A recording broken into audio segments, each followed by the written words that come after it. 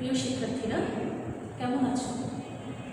আশা করি ভালো আছো। সবার প্রতি শুভেচ্ছা ও শুভকামনা দিয়ে আমি আমার অনলাইন ক্লাস শুরু করছি। কিছুদিন আগে তোমরা তোমাদের প্রথম পরীক্ষাটা শেষ করেছো। এখন আমরা দ্বিতীয় পরীক্ষার জন্য প্রস্তুতি নিব এবং প্রস্তুতি স্বরূপ আমাদের অনলাইন ক্লাসগুলো শুরু হয়েছে। এখন থেকে আমরা অনলাইন ক্লাসগুলো প্রতিনিয়ত দেখব, পড়ব এবং শিখব। সো আজকে আমাদের যে ক্লাসটা সেটা হচ্ছে তোমাদের গার্হস্থ্য বিজ্ঞান।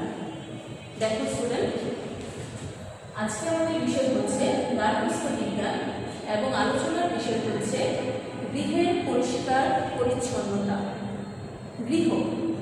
গৃহ হচ্ছে আমাদের জীবনের সাথে ওতপ্রোতভাবে জড়িয়ে আছে।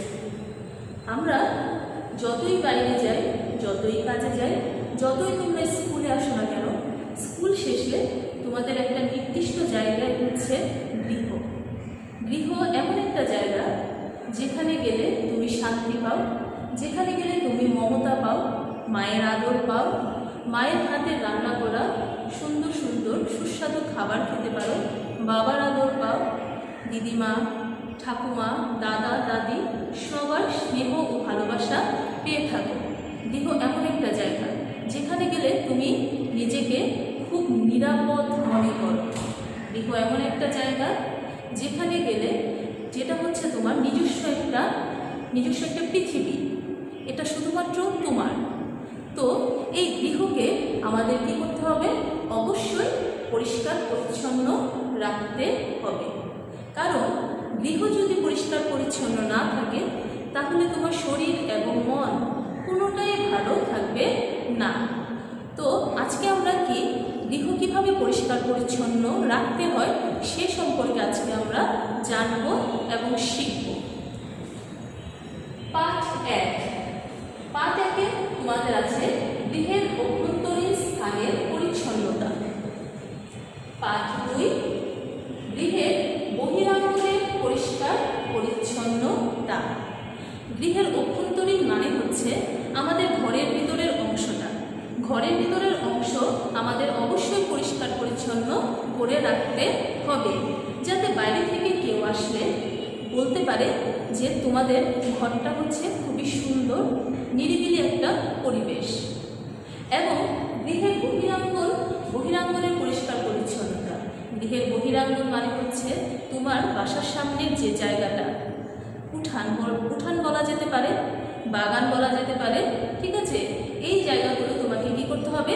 পরিষ্কার পরিচ্ছন্ন করে রাখতে হবে, যাতে যে কেউ দেখলে বলে মনটা ভরে গেল বাড়িটা দেখে। আজকে আমাদের নাম্বার 1 কোশ্চেন হচ্ছে গৃহ কি? গৃহ কি? যেখানে আমরা বসবাস করি সেটাই হচ্ছে কি গৃহ। আমরা যেখানে বসবাস করি তাই হচ্ছে গৃহ। নাম্বার 2, গৃহের অভ্যন্তরীণ স্থানসমূহ কোনগুলো? গৃহের অভ্যন্তরীণ স্থানগুলো কি কি? গৃহের অভ্যন্তরীণ স্থানগুলো হচ্ছে 1 নম্বর হচ্ছে শোবার ঘর, 2 নম্বর হচ্ছে বসার ঘর, 3 নম্বর হচ্ছে খাবারের ঘর, 4 নম্বর হচ্ছে তোমার রান্নাঘর এবং 5 নম্বর ঘর হচ্ছে যেটাকে বলা হয় স্নানাগার, মানে আমরা বলি ইংলিশে টয়লেট বা বাথরুম, ঠিক আছে? আমি আবারও বলছি, গৃহের অভ্যন্তরীণ স্থানসমূহ কোনগুলো?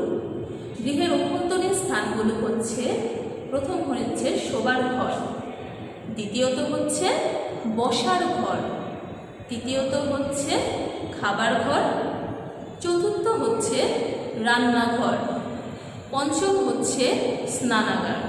এগুলো হচ্ছে গৃহের অভ্যন্তরীণ স্থানসমূহ। গৃহের অভ্যন্তরীণ স্থানসমূহ জায়গাগুলোকে তোমার অবশ্যই পরিষ্কার পরিচ্ছন্ন রাখতে হবে। তোমার শোবার ঘরের যে জিনিসপত্রগুলো থাকবে, আসবাবপত্রগুলো থাকবে, সেগুলোকে অবশ্যই তোমার কী রাখতে হবে? পরিষ্কার পরিচ্ছন্ন রাখতে হবে। শোবার ঘরে তোমার যে শোবার স্থান মানে খাট বা বিছানা, এটাকে গুছিয়ে সুন্দর করে তোমাকে রাখতে হবে। শোবার ঘরে তোমার কি থাকতে পারে? শোবার ঘরে তোমার আলমারি থাকতে পারে, ঠিক আছে, আরও বিভিন্ন প্রয়োজনীয় জিনিস থাকতে পারে। এগুলোকে তোমার কি করতে হবে? সুন্দর করে গুছিয়ে রাখতে হবে, যেন কেউ যদি তোমার শোবার ঘরে যায়, গিয়ে যেন বলতে পারে বাহ, তোমার শোবার ঘরটা কতটা সুন্দর। বসার ঘর, বাইরে থেকে কেউ আসলে অবশ্যই তুমি তাকে বসার ঘরে বসতে দাও। বসার ঘরটা অবশ্যই যেন নিট অ্যান্ড ক্লিন মানে পরিষ্কার পরিচ্ছন্ন থাকে। যে বসবে তার যেন মনে হয় যে আমি একটা সুন্দর ঘরে এসে, সুন্দর একটা পরিবেশে এসে বসেছি। তোমার বসার ঘরটা খুব ছিমছাম সুন্দর করে রাখতে হবে। সোফাগুলো সুন্দর করে রাখতে হবে। সোফার মধ্যে যে কুশনগুলো থাকবে এগুলো সুন্দর করে গুছিয়ে রাখতে হবে। তুমি ঘরের শোভাবর্ধন করার জন্য সুন্দর করে ফুলের টব রাখতে পারো, ফুল সাজিয়ে রাখতে পারো, সুন্দর করে ছবি দেয়ালে টাঙিয়ে রাখতে পারো, যাতে দেখলে সবার কি মনে হয় ঘরটা কতটা সুন্দর। এবং ঘরের মধ্যে অবশ্যই আলো বাতাস যেন পৌঁছাতে পারে সেই ব্যবস্থাটা তোমাকে কি করতে হবে? অবশ্যই রাখতে হবে। তারপর হচ্ছে খাবার ঘর। খাবার ঘরে আমার কি থাকে? অবশ্যই খাবারের টেবিল থাকে, আমার রেফ্রিজারেটর থাকে, আমার দেয়াল আলমারি থাকে, ঠিক আছে। খাবার টেবিলটা যেন খুব সুন্দরভাবে পরিষ্কার পরিচ্ছন্ন থাকে এবং খাবার টেবিলের সাথে যে চেয়ারগুলো আছে এগুলো যেন যথাস্থানে সুন্দর করে রাখা থাকে। এটা তোমাকে অবশ্যই যত্নশীল হতে হবে। তারপর হচ্ছে রান্নাঘর। রান্নাঘরটা খুব সুন্দর করে রাখতে হবে, কারণ রান্নার উপরেই তোমার শরীর স্বাস্থ্যের অনেকটাই নির্ভর করছে। তুমি কেমন খাবার খাচ্ছ, পরিষ্কার পরিচ্ছন্ন খাবার খাচ্ছ কিনা, এগুলো সব কিছুই নির্ভর করে রান্নাঘরের উপর। তোমার রান্নাঘরের বেসিন, সিঙ্ক এগুলো যেন পরিষ্কার পরিচ্ছন্ন থাকে। খাবার অবশ্যই ঢেকে রাখতে হবে, যেন মশা, মাছি এই জাতীয় মানে পতঙ্গ যেন খাবারে না পড়ে। এই জাতীয় জিনিসগুলো তোমাকে ভালো করে খেয়াল রাখতে হবে। এবং 5 নম্বর হচ্ছে তোমার স্নানাগার। স্নানাগার অবশ্যই তোমাকে সুন্দর করে রাখতে হবে। স্নানাগার অবশ্যই পরিষ্কার পরিচ্ছন্ন রাখতে হবে। টয়লেট অবশ্যই যেন পরিষ্কার পরিচ্ছন্ন রাখতে হবে। এভাবে তুমি তোমার অভ্যন্তরীণ স্থানসমূহে যে সব জিনিসপত্র বা আসবাবপত্র যেখানে সুন্দর করে গুছিয়ে রাখবে সেগুলো যেন যথাস্থানে হয়, এলোমেলোভাবে যেন না হয়। তোমার প্রতিটা জিনিস সুন্দরভাবে সুন্দর জায়গায় গঠন অনুসারে তোমাকে সাজাতে হবে এবং প্রতিটা জিনিস সুন্দরভাবে তোমাকে কি করতে হবে? পরিষ্কার পরিচ্ছন্ন রাখতে হবে। কারণ ঘর যদি পরিষ্কার পরিচ্ছন্ন হয় তাহলে তুমি সুস্থ এবং সবল দেহের অধিকারী হবে। 3 নম্বর, অভ্যন্তরীণ স্থানসমূহে কাজের ভিত্তিতে কয়েক ভাগে ভাগ করা হয়েছে। আমি আবারও বলছি, অভ্যন্তরীণ স্থানসমূহকে কাজের ভিত্তিতে কয়েক ভাগে ভাগ করা হয়েছে। দেখো, অভ্যন্তরীণ স্থানসমূহকে কাজের ভিত্তিতে 3 ভাগে ভাগ করা হয়েছে। আমি আবারও বলছি, অভ্যন্তরীণ স্থানসমূহকে কাজের ভিত্তিতে 3 ভাগে ভাগ করা হয়েছে। 1 নম্বর হচ্ছে দৈনিক পরিষ্কার পরিচ্ছন্নতা, 2 নম্বর হচ্ছে সাপ্তাহিক পরিষ্কার পরিচ্ছন্নতা এবং 3 নম্বর হচ্ছে বাৎসরিক পরিষ্কার পরিচ্ছন্নতা। স্টুডেন্ট, আমি আবারও বলছি তোমাদের সুবিধার্থে, 1 নম্বর হচ্ছে দৈনিক পরিষ্কার পরিচ্ছন্নতা, 2 নম্বর হচ্ছে সাপ্তাহিক পরিষ্কার পরিচ্ছন্নতা এবং 3 নম্বর হচ্ছে বাৎসরিক পরিষ্কার পরিচ্ছন্নতা। আমি এখানে দিচ্ছি, দেখো, 1 নম্বর দৈনিক পরিষ্কার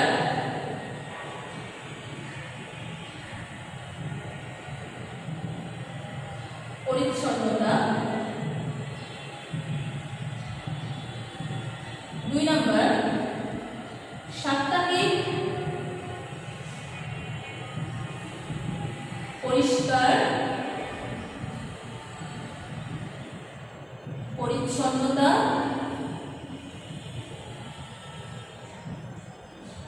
3 নম্বর হচ্ছে বাৎসরিক পরিষ্কার পরিচ্ছন্নতা।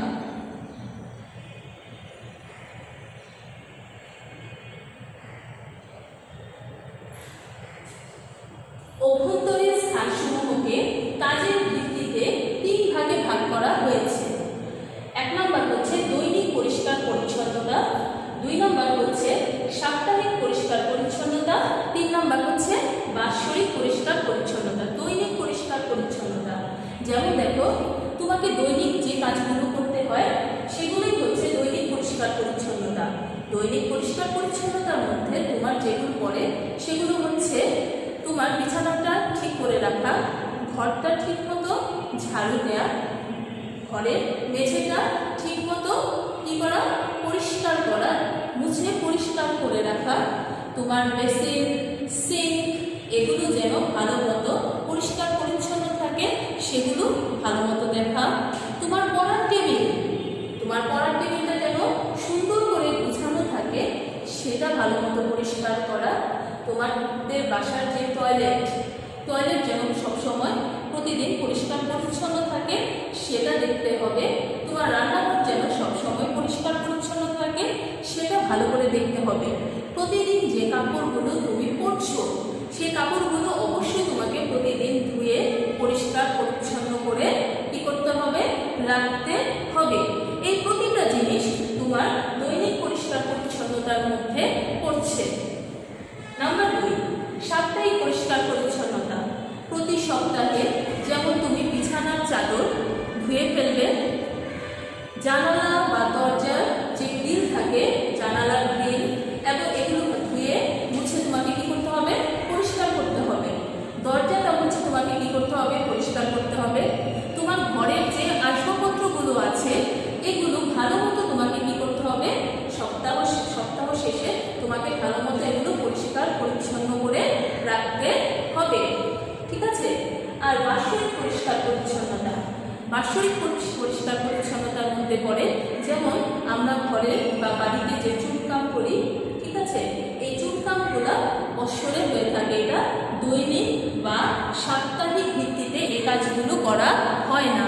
আবার দেখো, প্রতিদিনের কাপড় চোপড় কিন্তু আমি বাৎসরিক পরিষ্কার পরিচ্ছন্নতার মধ্যে রাখতে পারবো না, কারণ প্রতিদিনের কাপড় চোপড় আমাকে প্রতিদিন ধুয়ে কি রাখতে হবে, পরিষ্কার পরিচ্ছন্ন করে রাখতে হবে।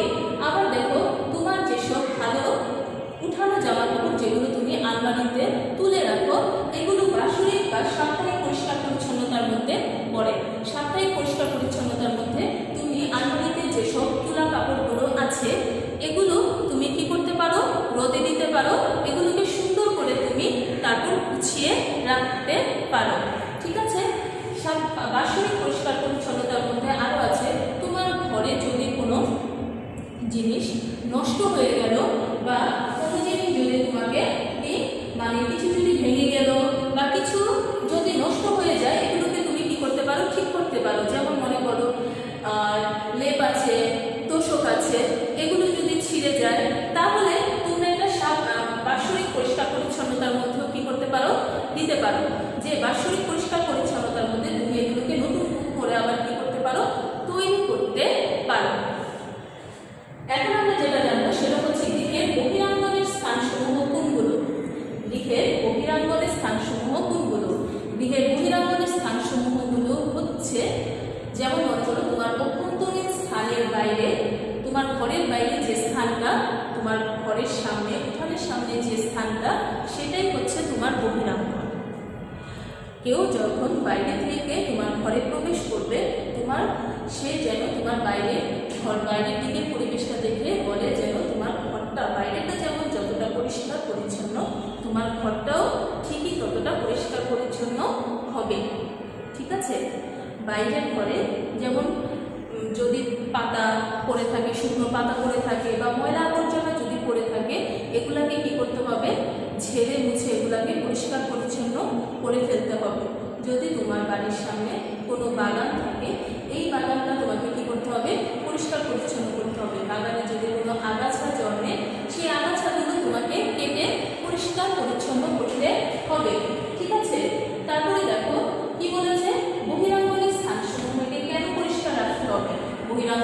স্থানসমূহকে পরিষ্কার রাখা খুবই দরকার। কারণ তোমাদের যদি বাড়ির সামনে বাগান থাকে আর বাগানের মধ্যে যদি বৃষ্টির পানি জমে থাকে, তাহলে এই বৃষ্টির পানিতে ডেঙ্গু মশা, এডিস মশা হওয়ার সম্ভাবনা কি বেশি, এবং তোমার ডেঙ্গু রোগ হওয়ারও কি সম্ভাবনা থাকে। এই ডেঙ্গু রোগ থেকে প্রতিরোধ করার জন্য তোমাকে এগুলো কি করতে হবে, পরিষ্কার পরিচ্ছন্ন করে রাখতে হবে। আর বহিরাঙ্গন পরিষ্কার পরিচ্ছন্ন থাকলে তোমার মনটাও কি থাকবে, ভালো থাকবে। তোমার বাইরের জায়গাটা অবশ্যই পরিষ্কার রাখতে হবে। এছাড়া বাড়িতে বা রাস্তার ধারে যে ড্রেন বা নালা নর্দমা থাকে, এগুলো বেশিরভাগ ক্ষেত্রে কি থাকে, খোলা অবস্থায় থাকে। খোলা অবস্থায় থাকে, এই জন্য এগুলোকে প্রতিনিয়তই কি করা উচিত, পরিষ্কার পরিচ্ছন্ন করা উচিত, যাতে এর থেকে কোনো প্রকার এডিস মশা, ডেঙ্গু ছড়াতে না পারে, কোনো প্রকারের রোগ ব্যাধি না ছড়াতে পারে, এবং পরিবেশের দুর্গন্ধ যেন না ছড়াতে পারে। এই জন্য আমাদের অভ্যন্তরীণ ঘরের অভ্যন্তরীণের সাথে সাথে আমাদের বহিরাঙ্গনের পরিষ্কার পরিচ্ছন্নতার প্রতি আমাদের কি রাখতে হবে, খেয়াল রাখতে হবে।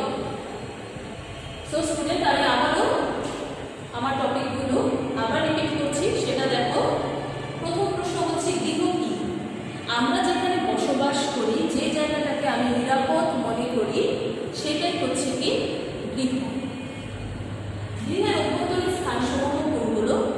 গৃহের অভ্যন্তরীণ স্থানগুলো হচ্ছে বসার ঘর, শোবার ঘর, খাবার ঘর, রান্নাঘর এবং স্নানাগার। অভ্যন্তরীণ স্থানসমূহকে কাজের ভিত্তিতে কয় ভাগে ভাগ করা হয়েছে? অভ্যন্তরীণ স্থানসমূহকে কাজের ভিত্তিতে 3 ভাগে ভাগ করা হয়েছে। 1 নম্বর হচ্ছে দৈনিক পরিষ্কার পরিচ্ছন্নতা, 2 নম্বর হচ্ছে সাপ্তাহিক পরিষ্কার পরিচ্ছন্নতা, আর 3 নম্বর হচ্ছে বাৎসরিক পরিষ্কার পরিচ্ছন্নতা। এখন এই দৈনিক, সাপ্তাহিক এবং বার্ষিক পরিষ্কার পরিচ্ছন্নতাগুলো আমাদেরকে অবশ্যই সবাইকে মেনে চলতে হবে, ঠিক আছে? গৃহের বহিরাঙ্গনের স্থানসমূহ কোনগুলো? গৃহের বহিরাঙ্গনের স্থানসমূহ হচ্ছে আমাদের ঘরের বাইরে যে উঠান থাকে বা বাগান থাকে বা আমাদের চারপাশ যে জায়গাটা থাকে, খোলা জায়গাটা, সেটাই হচ্ছে আমাদের বহিরাঙ্গন। বহিরাঙ্গনের স্থানসমূহকে কেন পরিষ্কার রাখতে হবে? বহিরাঙ্গনের স্থানসমূহকে আমাদের পরিষ্কার রাখতে হবে আমাদের নিজেদের স্বার্থে। কারণ বহিরাঙ্গনের স্থানসমূহতে যদি ময়লা আবর্জনা পড়ে থাকে, তাহলে আমাদের ঘর এবং আমাদের রুচির প্রতি আমাদের একটা প্রশ্ন তৈরি হবে যে যার ঘরের বাইরে পরিবেশটা এতটা নোংরা, হয়তো তার ঘরের পরিবেশটাও কি হতে পারে, নোংরা হতে পারে। এই জন্য আমাদের অবশ্যই বাইরের পরিবেশটা কি রাখতে হবে, অবশ্যই সুন্দর করে তৈরি করতে হবে, ঝেড়ে মুছে পরিষ্কার করতে হবে। যদি কোনো ময়লা আবর্জনা পড়ে থাকে, এগুলাকে মুছে তোমাকে কি করতে হবে, পরিষ্কার করে নিতে হবে। তাহলে প্রিয় শিক্ষার্থীরা, আজকে আমরা যে বিষয়টা নিয়ে আলোচনা করলাম সেটা হচ্ছে গৃহের পরিষ্কার পরিচ্ছন্নতা। আশা করি তোমাদের ক্লাসটা ভালো লেগে থাকবে এবং তোমরা বাসায় থাকো, অনলাইন ক্লাসগুলো দেখো, দেখে শিখো। যদি কোনো সমস্যা থাকে বা কিছু যদি বলার থাকে, তাহলে কমেন্টসে লিখে রেখো, আমি জেনে আবার যদি দরকার হয় তাহলে আমি ক্লাসটা অবশ্যই তোমাদের জন্য আবার রিপিট ক্লাস নিব। ওকে, তাহলে রাখি, বাই।